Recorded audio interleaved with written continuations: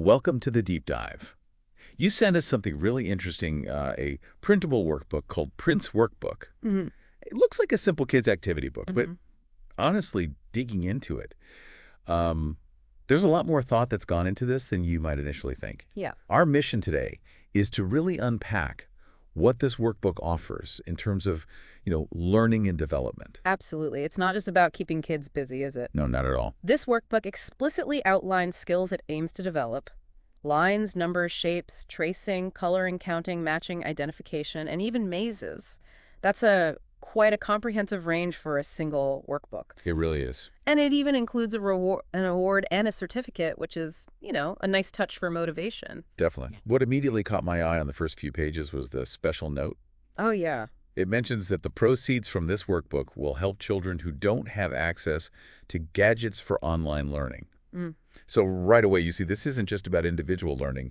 It has a broader charitable purpose. Oh, wow. That adds a fascinating dimension to how we might look at these activities. It really does frame the engagement with these basic skills as, well, contributing to something bigger, which can be a powerful motivator. Yeah. It highlights how foundational educational resources can have a significant impact, especially for those who lack access to, more modern tools. And there are also some straightforward terms of use. It's for personal use only, no online sharing, which you expect with copyrighted material. Sure, standard stuff. But what's interesting is that they encourage blogging and social media posts about using it, as long as you give credit and link back to their store. Ah, that's clever. It's a clever way to get the word out while still protecting their work, isn't it? That's a smart strategy. It allows for organic sharing and recommendations, which can be very effective in reaching their target audience. And before we even get to the nuts and bolts of the activities, there's a sweet little About Me section. Yeah, with spaces to fill in your full name, nickname, age, and address. It's just a simple way to personalize the experience for the child right from the start. Nice touch. Makes it feel like theirs. Exactly. Okay, so let's get into the activities themselves. The first one is alphabet tracing. Right, alphabet tracing. The instruction is clear. Practice writing by tracing the letters. But what I find particularly interesting here is the vocabulary they've chosen for this practice. It's not your typical set of beginner words. You're spot on. Forget apple and ball. Uh-huh. Here we have words like, let's see, armor, boy, crown, dragon, elephant, forge, gemstone, helm, inn, joust, knight, lance, magic, nest, owl, prince, queen, rabbit, shield, tree, umbrella, vase, wizard, xylophone, yak, and zebra. Wow. What does that selection tell you? Well, the immediate thing that jumps out is the strong thematic element, a distinct royal or like fantasy flavor. Words like crown, dragon, forge, helm, joust, knight, lance, magic, prince, queen, shield, wizard, they clearly evoke that world. Okay. Even some of the simpler words like boy, tree, inn, and nest could easily fit into a fairy tale setting. This deliberate thematic choice, immersing the learner in a prince world, can, I think, significantly boost engagement and memory retention. How so? Well, by connecting letter formation to a narrative, it moves beyond just, rote learning and taps into imaginative play. That potentially makes the task more enjoyable and thus more effective. That's a fascinating point. It's like they're building a little story around the act of learning to write. Exactly. Okay, next up is counting, activity 2. The direction is simply to write the number of objects in the smaller boxes. The workbook shows this activity repeated 3 times, each with different sets of objects, though we don't have specifics on what those objects are. Why do you think they've included counting multiple times? Well, including the counting activity multiple times really emphasizes the importance of repeated exposure and varied practice in building those early numeracy skills. Makes sense. By presenting different sets of objects, even without knowing what they are specifically, it helps solidify the understanding of quantity in different visual contexts. It moves beyond just memorizing a number associated with, say, one particular arrangement. Right, like always seeing 3 apples. Exactly. It encourages a more flexible understanding of what counting actually represents. All right, let's move on to identification, activity 3.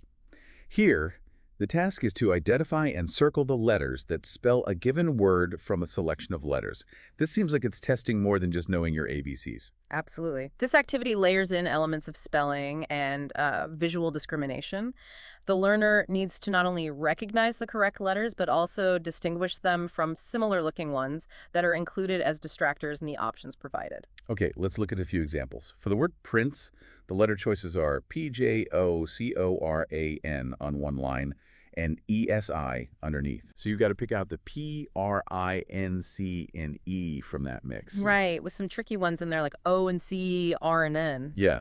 For queen, it's P-Q-E-O-R-A-N followed by E-U-I. Again, notice how close some of those letters are visually, like Q and O, E and U. Exactly. And with wizard, we see W-A-Z-O-R-A-N and then D-U-I. The use of a lowercase w is an interesting detail, isn't it? It is. What do you make of that? It suggests an awareness that early learners are encountering letters in different cases, upper and lower. Good point. Then for shield, the options are W-H-E-O-S-A-L and D-U-I. We also have knight listed twice with slightly different letter choices each time. The first set is K-H-E-G-A-S-A-T and N-U-I, and the second is K-R-E-G-S-A-T and C-U-I. That seems quite deliberate. It could be testing slightly different aspects of spelling, or perhaps providing an opportunity for self-correction if the child encounters the word again with a slightly different set of distractors. The inclusion of the R in the second night, even though it's misspelled, that might be a way to see if the learner is truly recognizing each individual letter needed. Interesting. We also see cart, dragon, with choices O-R-E-G-S-A-T and D-U-N, king with O-R-K-G-S-A-T and I-U-N, and then castle and crown, though the specific letter choices for those last three aren't fully visible in our source. Okay. So what's the overall takeaway from this identification activity? Well, what's fascinating here is the careful design to really reinforce early reading and spelling skills. It's not just passive letter recognition. It requires active selection and discrimination, paying attention to the specific sequence of letters within a word. Right, it's much more active. Okay. Okay, activity 4 is coloring.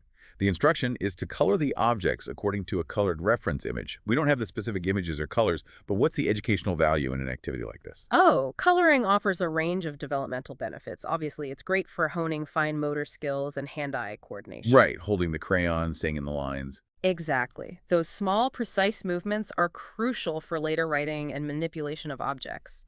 But beyond that, following a color reference enhances visual perception and the ability to match colors accurately.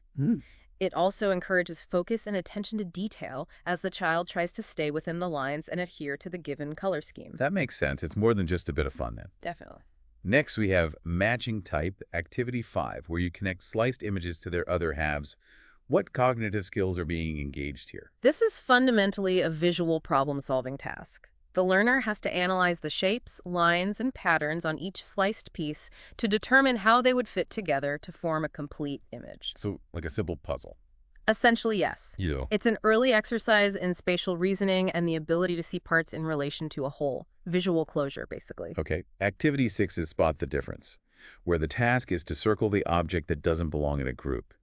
Even without knowing the specific objects, what's the core skill being developed here? This activity really targets categorization and visual discrimination skills. The child needs to identify the common attributes shared by most of the objects. Like, these are all fruits, but that one's a vegetable. Exactly. And then recognize the one that doesn't fit based on those attributes.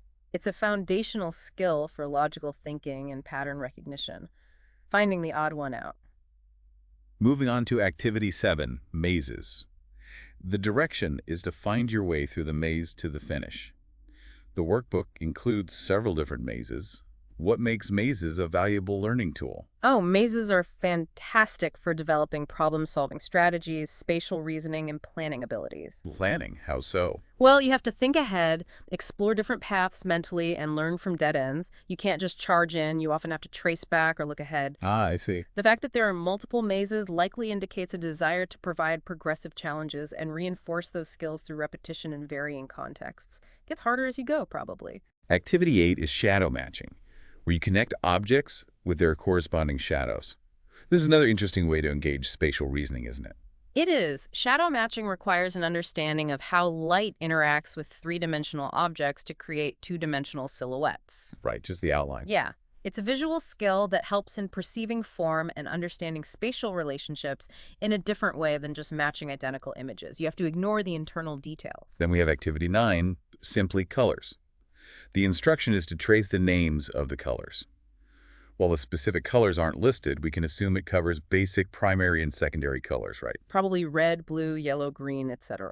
What's the benefit of this type of activity, tracing the word? This directly links the visual experience of a color with its written label. Tracing helps reinforce the motor skills needed for writing, as we've said. Right. And associating the written word with the color strengthens vocabulary and early literacy skills in a very concrete way. See the color, trace the word for the color. Okay. Activity 10 is numbers, with a simple instruction to trace the numbers. Again, no specific numbers are listed, but it likely covers the foundational numbers for early counting, like 1 through 10, maybe more.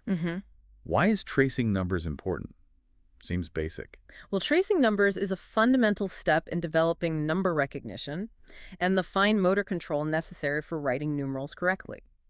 Repetition through tracing helps to solidify the visual memory of the number's shape and the physical movement required to write it, getting that muscle memory down. Right, so they form the 5 correctly, not backwards. Exactly. Activity 11 focuses on shapes.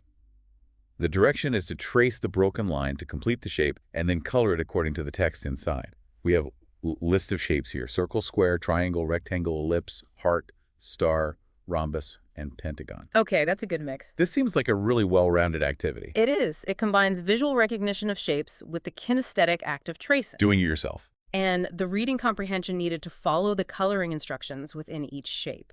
Like it might say, color the triangle green. Oh, okay. It's a multisensory approach that reinforces shape identification and links it to literacy and color recognition all at once. Very efficient. And finally, before the checklist and certificate, we have Activity 12, tracing lines, where you just trace the broken lines, probably different kinds, like curvy, zigzag. Writing lines, yeah. And Activity 13 is practice writing, where you trace words, with boy appearing as a repeated example in our source. What's the role of these seemingly simpler activities? Tracing lines is absolutely crucial for developing the foundational fine motor skills and hand-eye coordination that are prerequisites for forming both letters and numbers. Building blocks. Precisely. It's about building that control and precision in hand movements. Practice writing, especially with a simple, potentially familiar word like boy, reinforces the letter formation learned in the alphabet tracing activity and helps build early vocabulary recognition and confidence in writing, seeing the whole word together. Okay, so after all these different types of activities, the workbook includes my activity checklist. Ah, the checklist. It lists each activity we've talked about, from alphabet tracing right through to practice writing. And it has spaces for a score and, really interestingly, a section called Things I Have Learned. What do you make of this inclusion? This checklist introduces a valuable element of self-reflection for the learner. By prompting them to note their score and what they've learned, it encourages them to think about their own learning process and progress. Like thinking about learning itself. Exactly. We often call this a metacognitive element, essentially, thinking about one's own thinking. It's a powerful tool for fostering self-awareness and a deeper understanding of what they're engaging with. Not just doing it, but thinking about what they did. That's quite sophisticated for a kid's workbook. It is, but introducing it early can be really beneficial. And then, the reward at the end. Yeah. The Certificate of Achievement. It's a simple certificate with a space for the child's full name, acknowledging their participation in the workbook, with a space for the date and the encouraging message, "You're amazing." Ah, that's nice. That certificate serves as a positive reinforcement and provides a tangible sense of accomplishment. It's a lovely way to conclude their engagement with the workbook and celebrate their effort, something to put on the fridge. Definitely. So looking at the Prince workbook in its entirety, it really does cover a surprisingly broad spectrum of fundamental early learning skills. It really does. It moves from the very basics of line tracing and shape recognition to more complex tasks, like identifying letters within words and navigating mazes, all within this consistent thematic framework. Exactly. And the fact that it's all tied to this charitable goal of helping other children access learning opportunities adds a really meaningful layer to the experience, as you pointed out earlier. Yeah. It connects the act of learning these foundational skills with a sense of purpose and contribution. It really makes you consider the enduring value of these kinds of fundamental learning tools. In a world increasingly focused on digital resources, apps and screens, what's the impact of something as simple as a printable workbook on a child's development and their journey towards further learning, whether that's online or in a more traditional setting? That's a really good question. It reminds us that those initial building blocks are so critical, and ensuring access to them is incredibly important. That's a powerful thought to end on. It underscores the idea that even seemingly basic educational materials can play a vital role in shaping a child's learning trajectory and their future opportunities. It prompts you to think about the long-term impact of providing these foundational skills and how they might empower learners in countless ways down the line. Welcome to the deep dive. Today, you've sent us something fascinating. A dinosaur workbook aimed at learners aged 3 and up, our mission, to really dig into what kind of early learning this seemingly simple workbook offers and uncover any surprising educational principles at play. We've got a digital copy right here, ready to explore. Yeah, and it looks pretty comprehensive at first glance. It's not just, coloring pages. Right. It's got alphabet, numbers, shapes, even early math, writing, tracing, matching.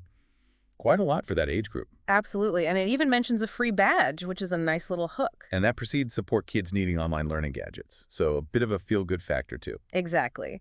Now, for you listening in, if you're keen on getting to the heart of the matter quickly but thoroughly, this deep dive is all about extracting those core learning principles. We're looking at early childhood through a, prehistoric lens. Seeing what makes it tick, essentially. Yeah. So let's jump in. First up, dinosaur alphabet. Right. So each letter, A to Z, gets its own page. And it's paired with a dinosaur name. AA for Ankylosaurus. Beb for Brachiosaurus. All the way to Z for Zephyrosaurus. And the activity is tracing and writing both uppercase and lowercase, plus the dinosaur name. What's your first thought on that? Well, straight away, it's more than just learning letters, isn't it? You're linking A to Ankylosaurus. That's not your everyday toddler word. Exactly. It introduces this potentially new, exciting vocabulary. It leverages, novelty.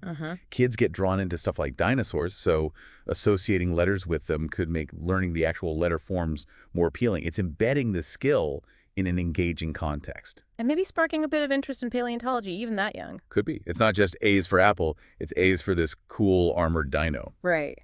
Then it moves on to dinosaur missing alphabet, sequences with gaps, like AC or GI. Okay. The examples are CGI, MORT, VXYZ, KM, PR, and TV. How does this build on the first part? So after recognizing the letters, this pushes them to think about the order. Ah, the sequence. Yeah, it reinforces that sequencing and pattern recognition. Knowing what comes next is, it's a fundamental pre-reading scale. It goes beyond just seeing the letter to understanding its place. Makes sense. Okay, from letters to numbers. Pages for tracing and writing the words 1 through 10. Seems pretty standard. It is, but it's crucial. It connects the symbol, like one, the word one, and the actual concept of quantity. Builds that numerical literacy foundation. And just like the alphabet part, there's a dinosaur missing numbers. Right. Sequences like 1, 3, 5 or 7, 9. The others are 2, 4, and 6, 8, 10. Same idea, different domain. Exactly the same structure, which is smart. It reinforces that concept of order, but numerically. This helps develop number sense, that kind of intuitive grasp of how numbers relate. Recognizing the pattern. Yeah, predicting what comes next. Key early math skill. Okay. Then several pages of trace the lines, just broken lines, different shapes, curves, zigzags. Seems almost too simple. But it's fundamental. This is all about fine motor skills. Ah, the hand muscles. Yes, those small muscles in the hands and fingers. Plus, hand-eye coordination. Coordinating what you see with what your hand does. Okay. These tracing exercises build the dexterity needed for writing, drawing, everything, really. It's learning pencil control without the pressure of forming a perfect letter yet. Right, practicing the movements. Got it. Then we hit color by number, a classic. Definitely. Dinosaur pictures, numbered sections, color key, like one is violet, two is green, or maybe just one is orange, or one red, two blue, three violet. Lots of variations. And these are great because they hit multiple skills at once. Number recognition, find the number, match the color, color identification, and following instructions. Plus the fun payoff of a colored dinosaur. Exactly. That visual reward is huge for motivation. Yeah. Makes learning feel less like work. Totally. Now, things get a bit more complex with dino math. Yeah. Basic addition, but using dinosaur pictures, like 2 little dinos plus 5 little dinos equals space for the answer. Ah, visual representation. Yeah. Examples are 2 plus 5, 3 plus 1, 4 plus 2, 1 plus 6, 7 plus 2, 6 plus 3, 8 plus 1. What's the benefit here? This makes abstract math concrete. Young kids often struggle with just symbols. Seeing 2 dinos and 5 dinos makes 2 plus 5 foot tangible. Uh-huh. It builds that intuitive understanding of addition before they get to purely symbolic math. Plus, it connects math to something they probably like dinosaurs. Yeah. Might even help with subitizing, recognizing small quantities instantly. Subitizing. Yeah. Recognizing without counting each one. Exactly. Seeing 3 instead of counting 1, 2, 3. Cool. Okay, next. Shadow matching. A dinosaur, then a few shadow outlines. Draw a line to the right one. Visual discrimination practice. How so? It makes the child focus on the overall shape, the silhouette, ignoring color and details. They have to abstract the essential form. Important skill for recognizing things quickly. Right, picking out the key shape. Right. Then count the dinosaur. Simple enough. Count the group of identical dinos, write the number. Straightforward, but crucial. Reinforces one-to-one correspondence. Each dino is one count, and number recognition in a practical counting task. A real cornerstone of numeracy. Makes sense. Then we get let's trace, which looks like mazes. Oh, yeah. Help a dinosaur find its baby or friend or the jungle by tracing a path. Ah, so problem solving and spatial reasoning. And more fine motor control, presumably. Definitely. Planning a path visually, then executing it with a pencil, introduces navigating a simple space. Following that is, where's the dinosaur? Dinosaur's cut in half, match the halves. Okay, like a puzzle. Yeah, what's that doing? Holmes' visual perception. Yeah. Recognizing the whole object from its parts, your brain has to sort of complete the image and find the match based on shape, pattern. Part-whole relationships visually. Yeah, exactly. Okay, then observing sizes, dinosaur on the left, other items on the right, box the items that are the same size as the dino. Introduces size comparison, Yeah. developing observational skills, noticing similarities or differences in size. It's a precursor to understanding measurement, really. Even without numbers. Right. This visual comparison. Then another, guide the dinosaur maze. More practice. After that, finding. Finding what? A specific letter within a dinosaur name. Like, find the F in Fukiraptor, circle it. Find Z in Zephyrosaurus, M in Mamenchisaurus, A in Ankylosaurus, K in Cosmoceradox. Ah, so reinforcing letter recognition in context. Yeah. Makes them scan visually within a word. Another important pre-reading skill, identifying letters not just in isolation, but as part of something bigger. Then, which is different, rows of dinosaurs, one is slightly off, circle the odd one out. Classic odd one out. Yeah. Great for pattern recognition and noticing subtle differences. Critical thinking. Yeah, kind of. What makes this one not like the others? Sharpens visual discrimination and categorization. Okay, the dinosaur shape. This is interesting. Dinosaurs made of geometric shapes. Oh, like a shape collage. Sort of. And instructions like color the triangles yellow, squares red, or rectangles green, circles blue, different combos. That's clever. It connects abstract shapes to the engaging dinosaur form, reinforces shape and color recognition together, Yeah. makes geometry less abstract. Yeah, learning shapes via dinos. Then arranging days of the week all jumbled up. Friday, Wednesday, Sunday, Tuesday, Thursday, Monday, Saturday. Write numbers 1 to 7 to put them in order. Sequencing again, but this time temporal. Learning the order of the days, foundational understanding of time, routine. And recognizing the words for the days. Right, literacy linked to time concepts. Then a simple find the dinosaur page, just circle the dinos among other pictures. Basic ID, Okay. followed by dinosaur tracing shapes. Right. Not just square, circle, triangle, rectangle, but also pentagon, star, hexagon, heart, trapezoid, each labeled.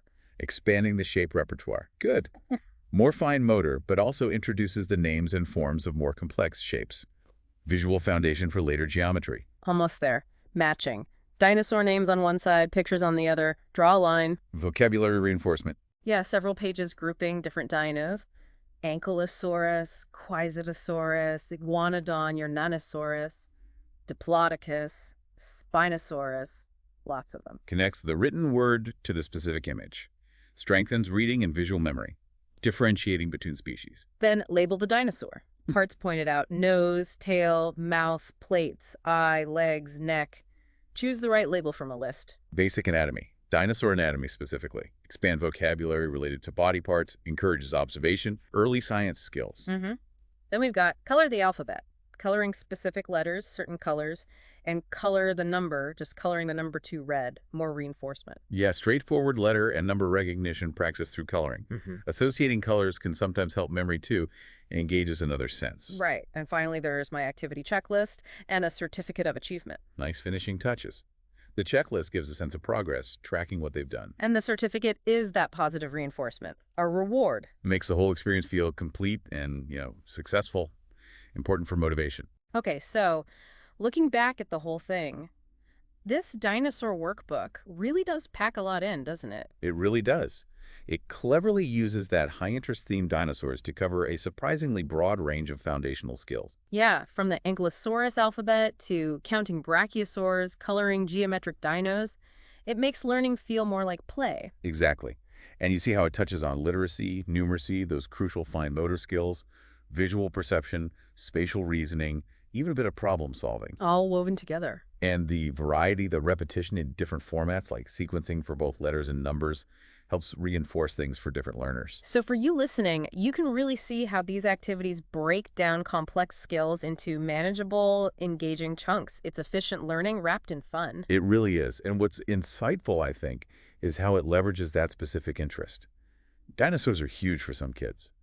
Using that passion as a vehicle for learning, it's powerful. Which leads to a thought, doesn't it? Hmm. If dinosaurs work so well, what other seemingly niche interests could be used just as effectively? How else could we harness kids' passions to teach these core skills in really innovative ways? That's the provocative thought, isn't it? How flexible can we be in using engagement to drive fundamental learning? Definitely something to ponder in early education.